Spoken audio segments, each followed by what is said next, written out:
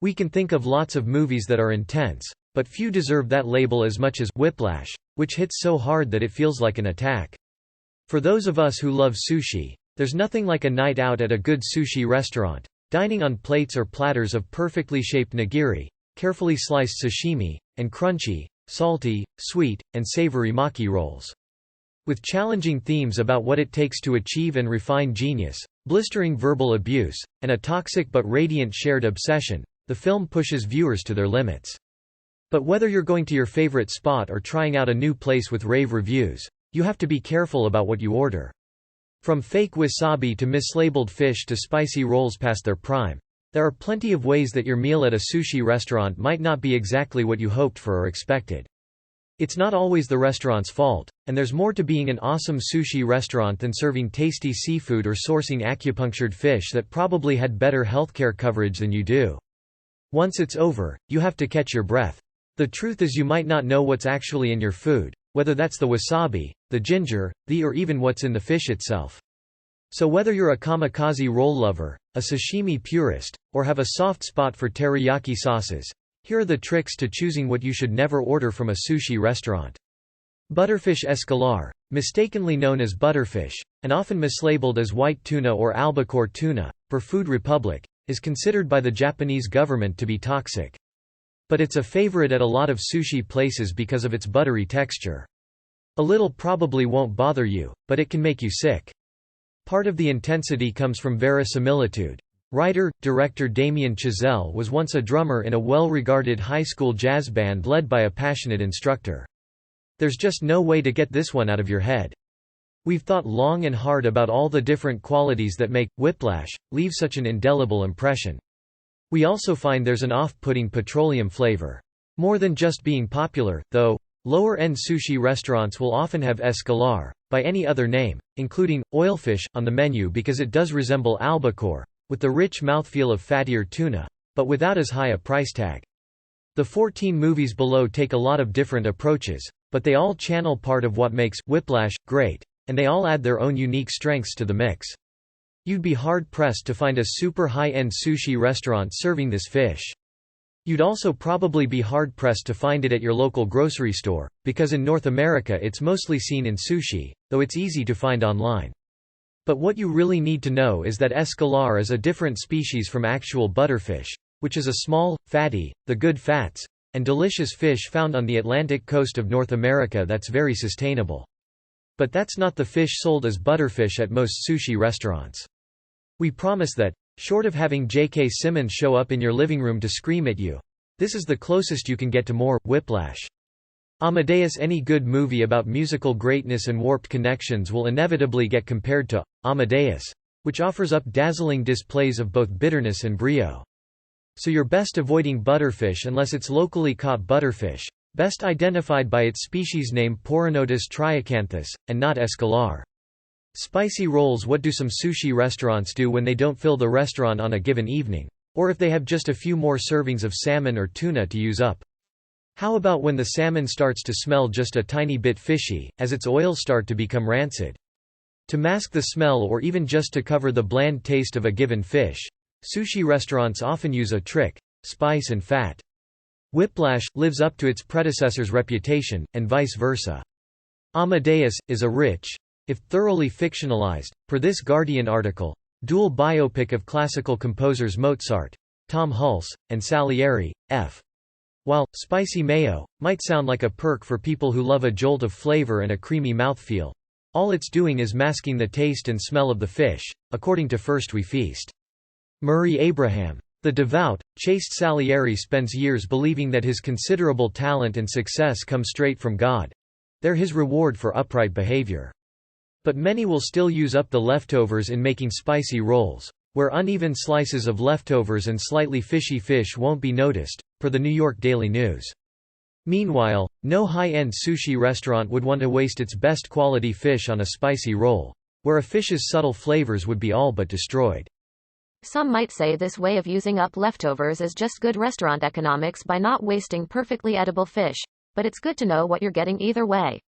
Maki rolls overfilled with rice. If you've ever been to an all-you-can-eat sushi restaurant and left feeling stuffed to the brim with rice rather than fish, you're not alone. Margins at all-you-can-eat places aren't going to be very high if every person who comes in gorges on sashimi-quality fish for $14.99. Then he meets Mozart, and the ideas he's built his life on crumble. Mozart is gauche, crude, irritating, and so sublimely, supremely gifted that Salieri looks mediocre in comparison. Salieri can't handle it. There's a reason the sashimi menus at these restaurants are often a bit shorter if you're ordering all-you-can-eat rather than a la carte. He devotes himself to taking Mozart down, even if he has to resort to sabotage and murder, destroying his piety in the process. The movie was an acclaimed success, sweeping the Oscars. It won 8, including Best Picture, Best Director, and Best Actor in a leading role. In 1998, the American Film Institute ranked it number 53 on a list of the 100 greatest American movies of all time. This is one for the ages, and it's definitely part of the same family tree as Whiplash. Birdman, filmed to look like one long, unbroken take, Birdman builds up to a boil, maybe even an explosion. It's just not sustainable, for the restaurant or for the oceans. That's why some sushi restaurants will smartly pad the maki with excess rice to make each roll bigger, your stomach fuller, and your eyes and mouth happier, via worthwhile Canadian initiative. When sushi chefs make inside-out rolls, they're doing an even better job of fooling you, since those rolls are harder to close and generally aren't stuffed as full of ingredients, making the rice-to-fish ratio higher. Some places will be more generous with their fish, of course, but you try rolling your own inside-out roll sometime and see how full you can make it before it falls apart. Michael Keaton's Regan Thompson is a one-time blockbuster star, a superhero gone to seed. Then you'll probably have a bit more compassion. Or just stick to outside-ins. Snapper. Would you be surprised to know that the $10 slice of red snapper you're eating is actually sea bream, or even cheaper tilapia? While most sushi restaurants aren't intentionally mislabeling their fish, the traceability and limited names of species that can be used for importation make it near impossible for a restaurant to always serve what it thinks it's serving, even with the best intentions. According to UCLA Newsroom, the FDA is working with researchers to improve labeling of fish like yellowtail, which has 6 species but can only be imported under the names yellowtail and amberjack. For now though, you might end up with cheaper fish for your high-end order. In a 2017 study, 47% of fish at 26 Los Angeles restaurants was mislabeled, the highest percentage in the country of places tested, says Oceana. Now, late in his career, he wants to use a new Broadway play to reclaim a tiny bit of fame and a sense of artistic seriousness. But the road to opening night is bumpy both personally and professionally, and we can just see the fuse on this powder keg slowly burning down. The best way to help fix the problem is to always ask your sushi restaurant where each fish is from and what it is. From his estranged daughter, Emma Stone, to his temperamental and egotistical new co-star, Edward Norton, to a venomous critic, Lindsay Duncan, Regan is surrounded by volatile people with whom he can't connect. Though that probably won't solve the problem, it will still make staff more aware of the issue, who might ask their distributors, who might ask their fishing companies. Anything in excess sauce that covers poor quality fish the same way that spicy mayo can cover the flavor of fish, fancy sauces can also mask what's underneath, as noted by First We Feast. While it may or may not be a quality concern, it can be an awful shame when you've got a gorgeous slice of sea bream drowning in an overbearing teriyaki truffle sauce. Big sauces can even overpower even strong-flavored fish like salmon and mackerel. So the question is, what do you want to taste, the fish or the sauce?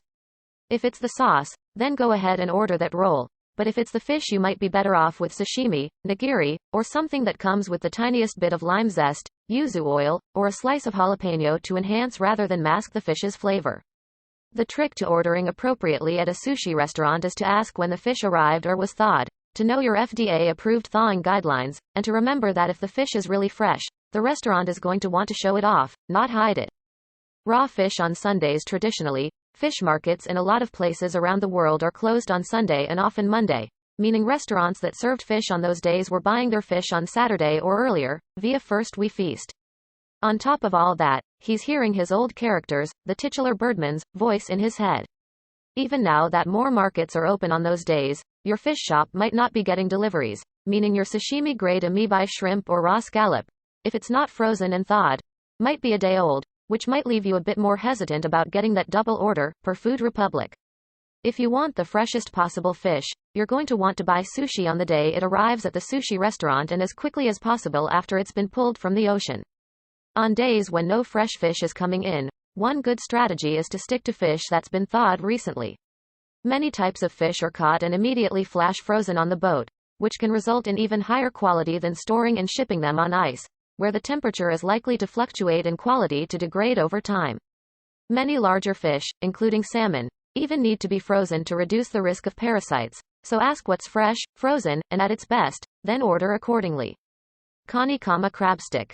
Aka fake crab. Unlike a lot of fish that's mislabeled, imitation crab is very honest about being fake. It isn't just Riggins' reputation on the line here, it's his sanity. With all that in mind, Birdman builds to a powerful climax and a memorable final scene, just like Whiplash, albeit with more CGI. Called kanikama or surimi, it's actually just ground white fish, often pollock, mixed with binders like wheat starch, as well as salt, egg, sugar, real or artificial crab flavoring, MSG, and food coloring, then shaped into something resembling a shelled crab leg. Kanikama is found in most California rolls and less expensive rolls since it's an inexpensive filler with a salty, sweet fish flavor. Snow crab and king crab are much more pricey, but also free from gluten and preservatives. So if you want a high-end Alaska roll or California roll, ask your sushi chef to sub in the real deal. Just expect an accordingly large jump in price. The good news is that pollock is sustainable, per NOAA. Just like Alaskan crab. So at least you're not hurting the oceans more by eating the fake or real versions. Aburi or torched sushi. Aburi sushi, torched sushi, is growing in popularity. It's a high-pressure, introspective, and sometimes nightmarish exploration of the unpredictability of art, and the foibles and egos of the people who bring it to life. Black Swan. In Black Swan, the pursuit of balletic perfection puts the shy, emotionally brittle Nina Sayers, Natalie Portman, through the ringer. When she gets the coveted lead role in an upcoming production of Swan Lake, it seems like all her suffering is finally paying off. But channeling the sensual and volatile Black Swan is still a struggle, and her efforts begin to take an almost hallucinatory toll. Ballet famously mutilates dancers' feet, but the physical damage Nina takes starts getting stranger. She seems to be growing feathers. Nina's losing her hold on reality. But you don't need the freshest or best cut of fish if you're going to infuse a bunch of mayo between layers of fish and rice. You especially don't need the best quality fish if you're just going to cook it anyway, or at least that's what some sushi restaurants might be thinking as they take a blowtorch to the top of your dinner. Using a non-sashimi grade fish would be all well and good except for the fact that true aburi salmon should only be torched on the top and raw underneath, according to Chef Epic, so it should still be made with the highest quality fish available. If a sushi restaurant is torching your fish the whole way through, you're not getting the true aburi experience anyway, and you're not taking advantage of the wonder that is a mouthful of combined raw and gently cooked fish. But can we blame her?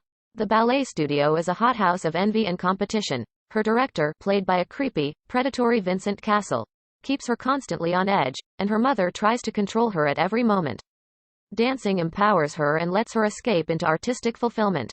Like Andrew in Whiplash, she's ultimately willing to go through all the pain if she can achieve the performance of a lifetime and a moment of pure transcendence.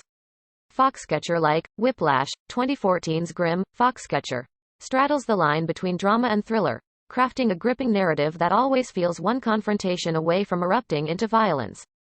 Done right, the fat of the mayo and the gently cooked fish coat the raw fish in a warm bath that you immediately pop into your mouth. If you're familiar with the events Foxcatcher is based on, the tension is even worse. You know what's coming, but somehow the film still feels edgy and unpredictable. This is the story of a major wrestling team owned by the wealthy and unstable John DuPont, and almost unrecognizable Steve Carell.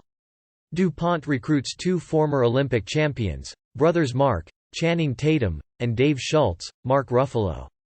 At first, only Mark can take him up on the offer, and since he's always felt like a lesser copy of his more put-together, traditionally successful brother, he likes the chance to be the one in the spotlight. He blossoms under DuPont's attention, even when it comes with a new and troubling cocaine addiction. Done wrong, you might as well be eating a tuna sandwich. Hokigai surf clam and other pre-cut, frozen, and thawed fish. How does your neighborhood sushi restaurant make all those hokigai, aka surf clam, slices look exactly the same? The truth is they probably don't, someone else does. But DuPont has his own demons to contend with, and when they get stirred up, he turns on Mark and sends him on a downward spiral. Dave may be his only way out. Sushi restaurants are often able to buy a lot of their fish frozen and pre-sliced, as noted by First We Feast. It all results in a messy, fraught triangle of competition, need, and control. Gone girl when it comes to twisted tangos of manipulation, toxic relationships, and psychological warfare. You want 2014's Gone Girl. Do a double feature with Whiplash, and the question of what it takes to make good music changes into something that hits even closer to home. What does it take to make a good marriage? Superficially, whatever it is, Nick and Amy Dunn have it. Played by Ben Affleck and Rosamund Pike, they certainly make a beautiful couple. Then all they have to do is thaw them and layer them on sushi rice. It reduces labor and costs, but it also reduces artistry and often quality. In addition to what's usually overly chewy clam, you'd be chewy too if you were cooked, frozen, then thawed. We expect. The same goes for octopus, shrimp, and unagi, the sticky sweet eel that's packed frozen in teriyaki sauce, via Newton Marine. There's nothing intrinsically wrong with frozen fish because it could be flash frozen for quality and safety. Fun fact: the FDA guidelines strongly suggests freezing species, implicated in human parasite infection, like salmon, for 7 days at 4 degrees Fahrenheit to kill parasites. They have all the right accessories. A luxurious house, a picture-perfect courtship, and even lovely anniversary traditions. But when Amy goes missing, the police and media turn the Dunn's life together into an open book, revealing that just below the polished surface is a dark and twisted story full of adultery, deception, betrayal, and violence. But your fish probably shouldn't be pre-sliced and come in a little container if you're paying top dollar. Salmon and tuna tartare. If you think salmon tartare and tuna tartare sound fancy, well, they can be. As the gulf between the truth and the appearance widens, Gone Girl offers a sharp, incisive look at how often relationships come down to performance, and how important it can be to pull those performances off. Grand Piano, Whiplash, director Damien Chazelle also scripted an earlier music-centric movie, 2013's Grand Piano. It's more of a straightforward thriller. Think of it as all the most stressful Whiplash scenes packed into one. Years before the movie begins, pianist Tom Selznick, Elijah Wood, infamously succumbs to an attack of stage fright while playing his mentor Patrick Godereau's most difficult and nerve-wracking composition, La Cinquette. Now he has the chance for a high-stakes comeback at a memorial concert held in Godereau's honor. It's a make-or-break career opportunity that soon takes an unexpected twist. A mysterious gunman, John Cusack, instructs Tom to reprise La Cinquette, and get it right this time. And at a non-Japanese restaurant, you might expect the tartare to feature some top-quality fish. One wrong note and he gets a bullet in his head. Stuck at the end of a gunsight, Tom has to try for perfection and find a clever solution to this bizarre hostage situation. The scenario may be far-fetched. Musicians can be eccentric, sure, but how many of them really build elaborate puzzle boxes inside grand pianos to hide their fortunes, as Godereau does? But it's also a lot of fun. But at a sushi restaurant where most of the fish is sashimi grade, tartare is sometimes what happens with the odds and ends of fish that don't end up in spicy maki or grilled dishes, according to First We Feast. And let's face it, if J.K. Simmons' Terrence Fletcher had the chance to make someone drum at gunpoint, he'd totally take it. In the Company of Men, tightly written, darkly funny, and full of energy, In the Company of Men is a must-see for Whiplash fans who are fascinated by Terrence Fletcher's power games and cruelty. A lot of sushi restaurants' tartare can even just be the filling for spicy maki rolls, which removes one prep step for the kitchen. Sometimes a movie's unrepentant bad guy is also its most vivid character. Here, that's Chad, Aaron Eckhart. And you know how we feel about spicy mayo and sushi, not great. That being said, some high-end sushi places will create a tartare where the fish is the highlight of the show, but it takes a light hand and top-of-the-line fish to pull that off.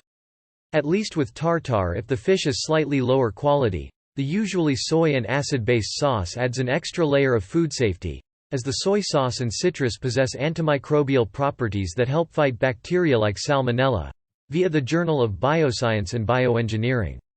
Our main character might technically be Matt Malloy's Howard, who has more of a conscience and far fewer schemes, but Chad is the confident devil on the weaker Howard's shoulder. He's the one who really spearheads the awful plan the two of them concoct to seduce a vulnerable woman and break up with her at the same time, just to devastate her. And those flavorings are extra helpful, because all on its own, we're guessing salmonella isn't all that delicious. Acupunctured fish. Wait, what? Acupunctured sushi? Yes, That's a real thing, as noted by Sushi FAQ. The idea is based around wanting your fish to be as fresh and relaxed as possible when the end is near.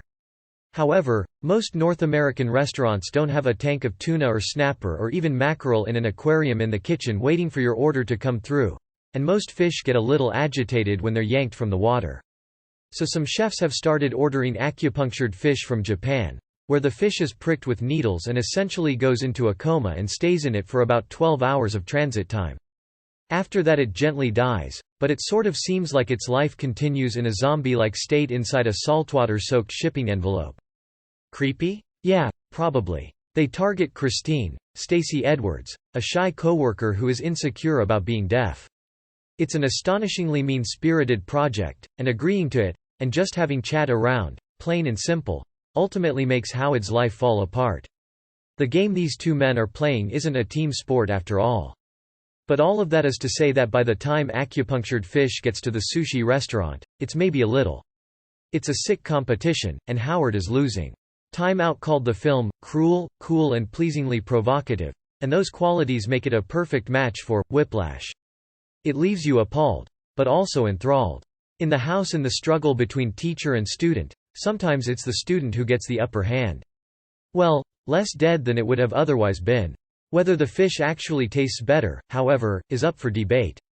That's what happens in the darkly comedic and always surprising French film, In the House, where creative writing lessons wind up crossing all kinds of ethical lines.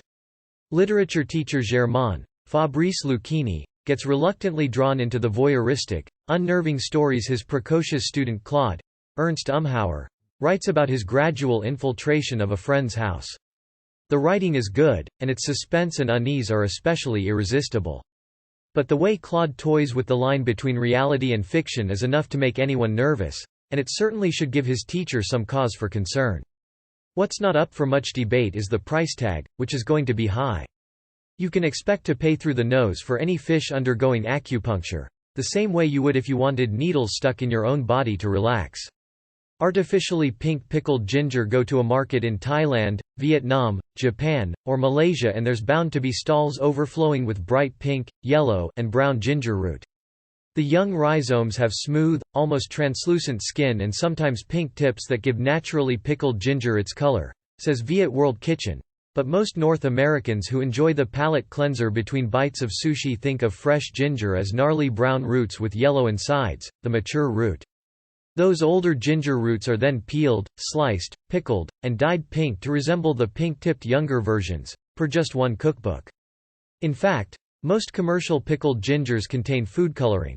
In addition to FD&C Red No. 40, those products may also contain MSG, aspartame or sorbitol, and the preservative potassium sorbate, via Naturally Savvy. Still, the flimsy fictionalization lets Germain pretend that he's truly convinced this is all only make-believe. He can edit Claude's story, but what effect is he having on the real world? Issues of responsibility, morality, literature, and class all intersect in this sly movie. Even the white versions of pickled ginger that you'll see at some sushi restaurants can contain those preservatives, just without the color added. So check the label or make your own pickled ginger at home if you want a purer product for your takeout sushi. It may be lighter than Whiplash, but it definitely has the same spark. The Guardian sums it all up nicely. Pupil and teacher, as both seducer and seduced, enter into a form of conspiracy. The results are extremely funny in the account of a folie à deux in the dangerous world of teaching, and perceptive in the observation of the creative process. The insights it offers are sharp enough to draw blood. Inside Llewyn Davis there's no rule that says only good people make good artists. In Whiplash, Terence Fletcher pushes well past the tough love line and all the way into actual abuse as he instructs his students, but we don't for a second doubt that he knows musical greatness just as well as he says he does. The Coen brothers, inside Llewyn Davis, gives us a protagonist who isn't that monstrous, but Oscar Isaac's brooding Llewyn, a gifted folk singer, is still someone you'd probably want to cut out of your life. All you'll need is ginger, vinegar, salt, and sugar, and it'll keep for months in the fridge. Extra wasabi according to the Washington Post. Most of the bright green paste on your plate or under the fish in your nigiri is actually horseradish. Real wasabi usually only makes up less than 5% of the product, per Insider. if it's even an ingredient in the paste. Instead, horseradish is often mixed with mustard flour and artificial color to give it the proper green hue and a nose-tingling effect. Some brands contain wheat, which is especially important for celiac or gluten-intolerant sushi lovers to know, and others contain lactose, soy, corn oil, artificial sweeteners like sorbitol and thickeners like xanthan gum or cornstarch. For all his talent, when he sings, "Fare thee well," it's hard not to feel the same ache he does. He's a selfish user who drifts through life making one mistake after the other and alienating almost everyone he comes into contact with. Some more natural wasabi products use spirulina and turmeric for color instead of FD&C blue No. 1 or yellow No. 5. Why all the replacements? Real wasabi is expensive and the flavor deteriorates quickly when exposed to air. That's why top-end sushi bars grade it to order. Even sushi restaurants in Japan use the imitations. The film quietly suggests that the one good relationship he might have had was with Mike, his old partner. The flavor peaks at about 5 minutes and can disappear after about 30 minutes. Sadly, his ongoing grief over Mike's death seems to make him even more determined to push everyone else away. Ultimately, Inside Llewyn Davis gives us a more compassionate portrait of the artist as a lousy human being. As badly as Llewyn treats the people in his life, we can't help but feel for him. Wasabi is also incredibly hard to grow, requiring a constant supply of running spring water, rocky soil, shade, and a constant temperature that's not too hot or too cold. It's basically the diva of the rhizome world, hence why the commercial paste is usually made of horseradish and mustard.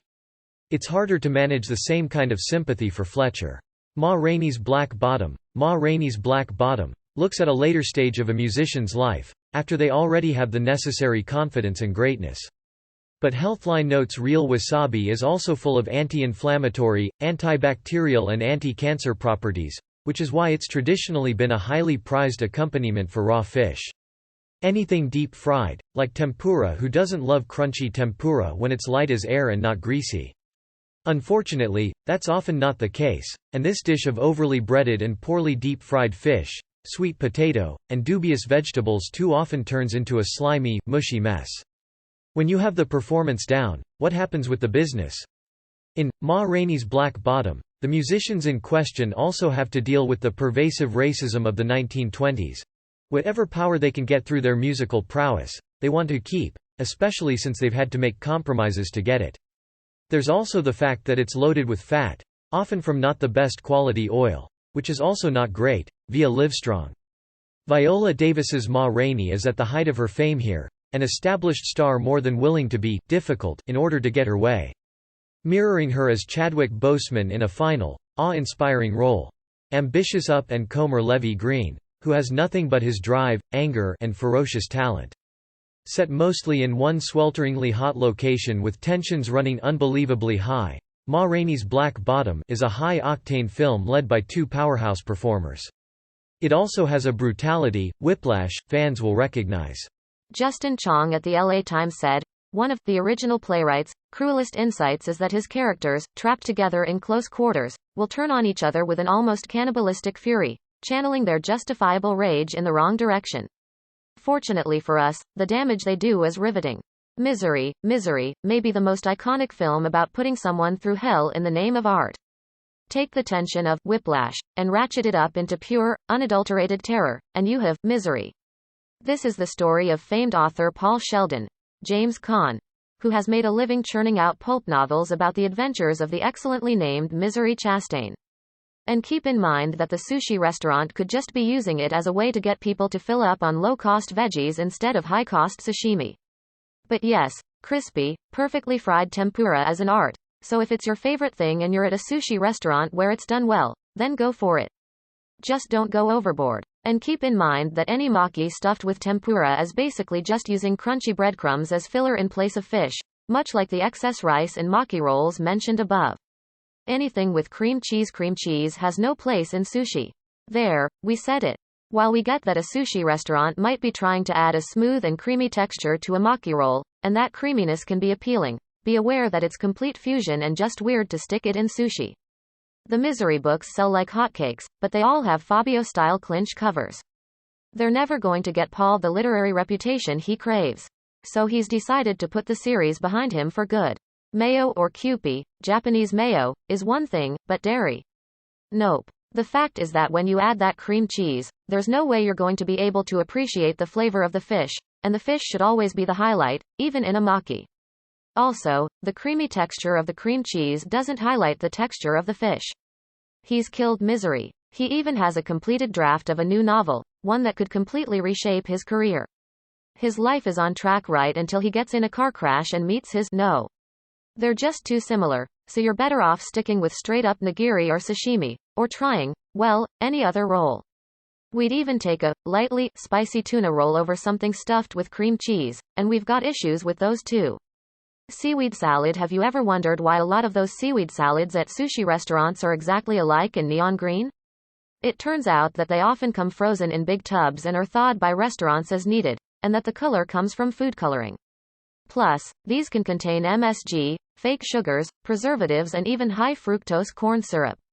And if you maintain a gluten-free diet, beware that seaweed salads usually contain soy sauce, which in addition to being high in sodium also usually contains gluten. However, seaweed does have extensive nutritional benefits, including vitamin K, iron, and folate, notes the Washington Post. One fan, reclusive nurse Annie Wilkes, Kathy Bates. Annie takes wonderful care of the severely injured Paul. Sure, she keeps him imprisoned in her spare bedroom, but he would have to be so ungrateful to mind that, wouldn't he? She just has one demand: bring misery back. Now, held hostage by a woman whose mood swing as unpredictably as her sledgehammer, Paul has to write for his life. It's any artist's worst nightmare, but it's also one of the best and most gripping horror movies ever.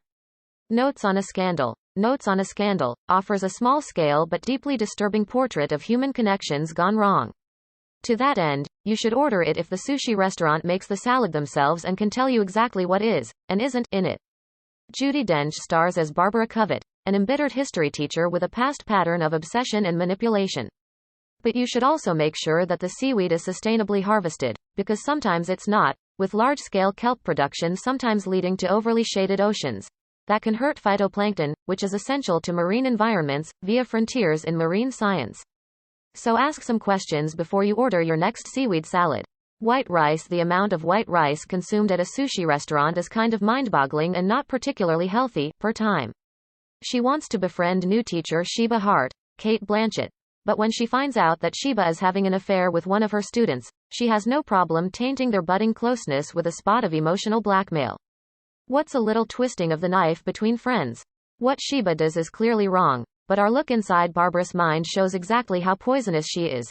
She doesn't care about the student's well-being or even morality in general. Even eating a few maki rolls means having to take down loads of rice. In fact, a full-sized roll can sometimes use an entire cup of seasoned rice.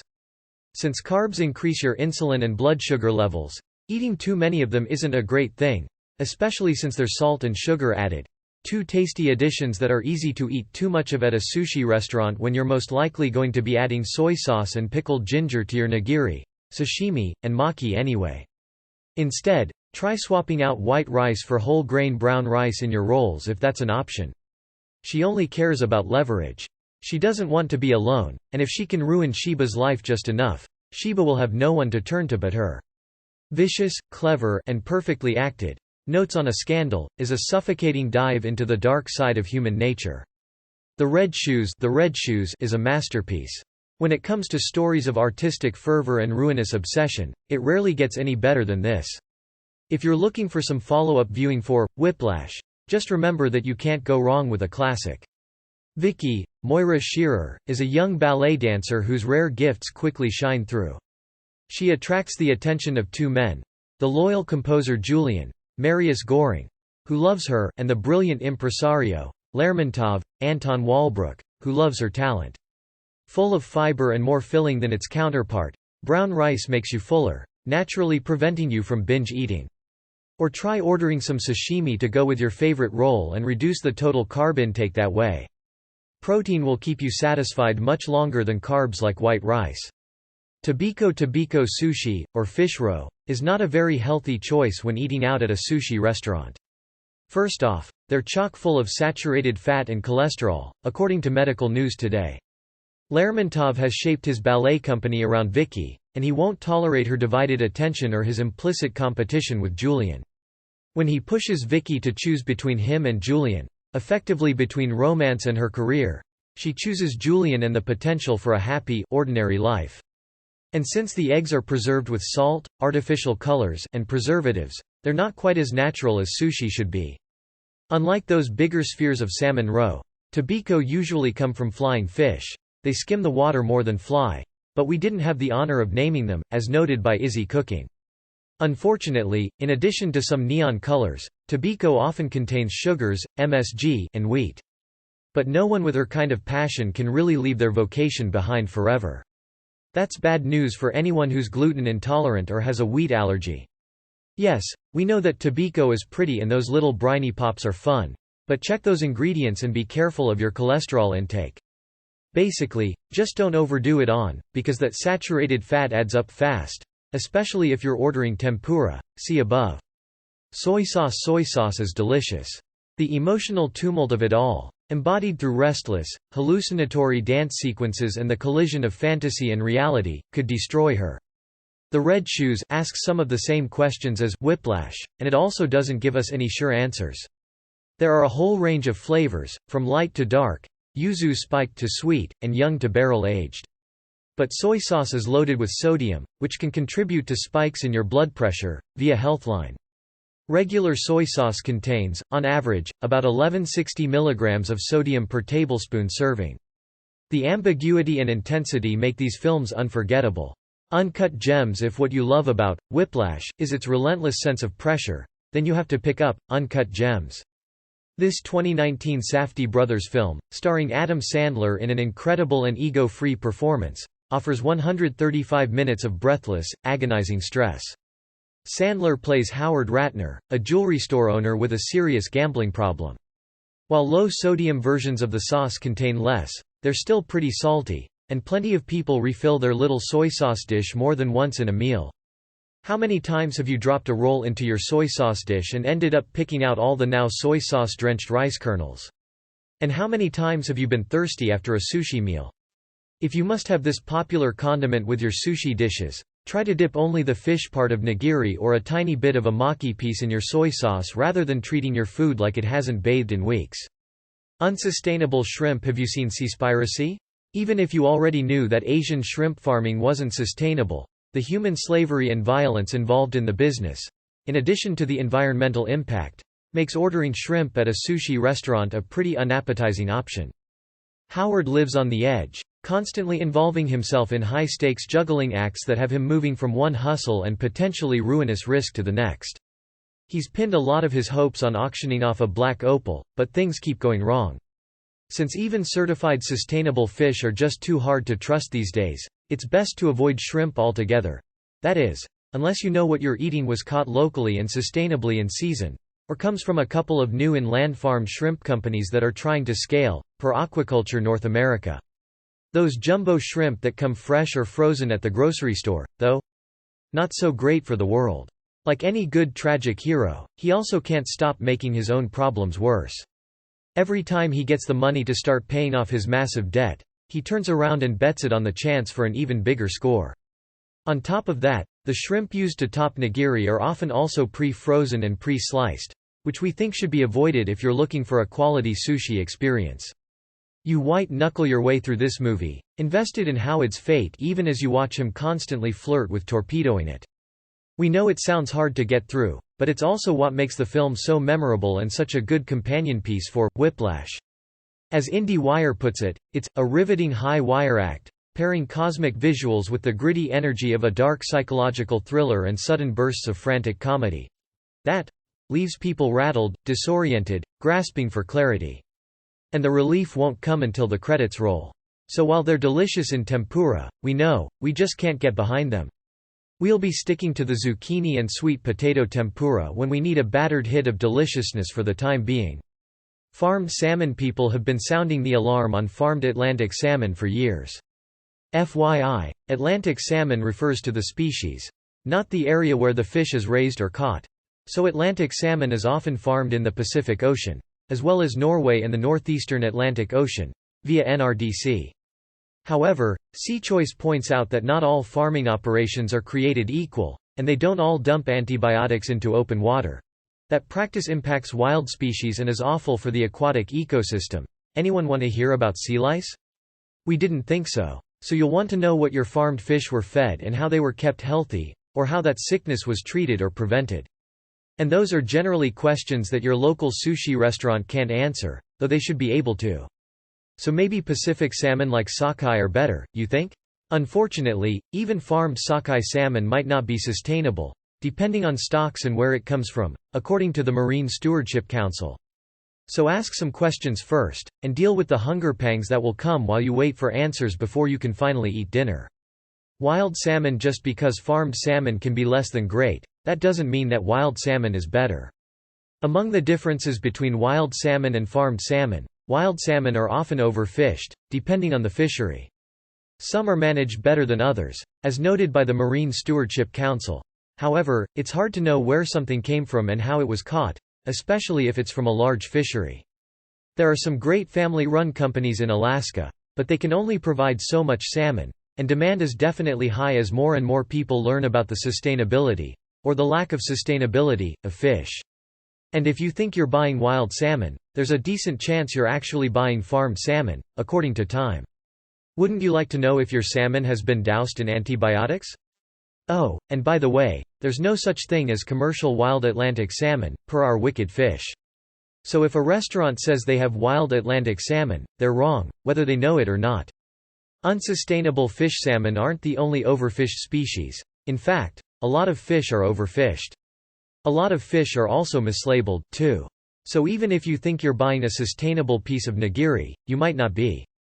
Or your sustainable Pacific cod could be Atlantic cod and your line-caught mackerel could be bottom-trawled, according to seafood results.